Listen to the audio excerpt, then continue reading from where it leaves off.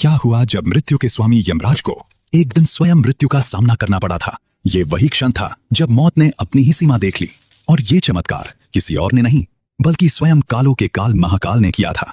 वो भी सिर्फ अपने 16 वर्ष के एक नन्हे भक्त की रक्षा के लिए। महादेव ने यमराज की छाती पर ऐसा प्रहार किया कि उनके प्राण वहीं छूट गए। इस अद्भुत कथा की शुरुआत होती है महान शिव भक्त ऋषि मृकु और उनकी पत्नी मरुधवती से। उनके पास धन, सम्मान और यश सब कुछ था, लेकिन जीवन की सबसे बड़ी कमी थी संतान का अभाव। दोनों ने भोलेनाथ को प्रसन्न करने के लिए कठोर तपस्या की। अंततः महादेव प्रकट हुए और वरदान देने से पहले एक कठिन विकल्प रख दिया। उन्होंने पूछा, तुम्हें कैसा पुत्र चाहिए? एक ऐसा जो 100 वर्षों तक जीवित रहे पर बुद्धिहीन हो, या फिर ऐसा जो अत्यंत ज्ञानी हो पर जिसकी आयु केवल 16 वर्ष हो? प्रभु, मुझे ज्ञान से भरपूर पुत्र चाहिए, भले ही उसकी आयु केवल 16 वर्ष हो। कुछ समय बाद उनके घर में किलकारियां गूंजी।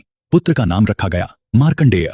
मार्कंडेय जैसे जैसे बड़ा हुआ उसका तेज और भक्ति बढ़ती गई, लेकिन जैसे ही उसका 16वां वर्ष पास आने लगा, माता पिता का हृदय भय से कांपने लगा। उनका दुख अब छुपाए नहीं छुप रहा था।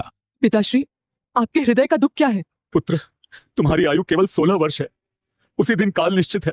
मैं उसी की शरण जाऊंगा जो मृत्यु को भी मोड़ सकता है। वो घर त्याग कर एक पवित्र और मनोहर नदी के तट पर पहुंचा। वहां उसने मिट्टी से एक शिवलिंग बनाया और तपस्या में लीन हो गया।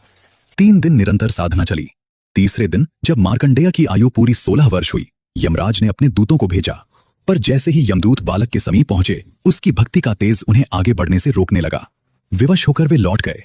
अब यमराज स्वयं क्रोधित होकर अपना कालपाश लेकर वहां पहुंचे और गर्जना की, तेरा समय पूर्ण हो चुका है। भयभीत मार्कंडेय शिवलिंग से लिपट गया।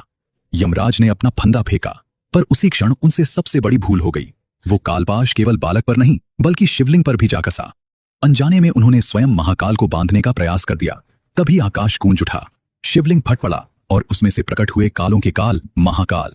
गरजते हुए उन्होंने कहा, मूर्ख, मेरे भक्तों पर प्रहार करने का साहस कैसे किया?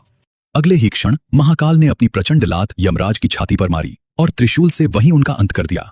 उस क्षण संसार से मृत्यु ही लुप्त हो गई। महादेव ने अपने भक्त मार्कंडेय को अमरता का वरदान दिया। फिर सृष्टि का संतुलन बनाए रखने के लिए यमराज को पुनः जीवित किया। मैं तुम्हें जीवन दान देता हूं, लेकिन आज के बाद किसी भी शिव भक्त के तुम समीप तक नहीं जाओगे।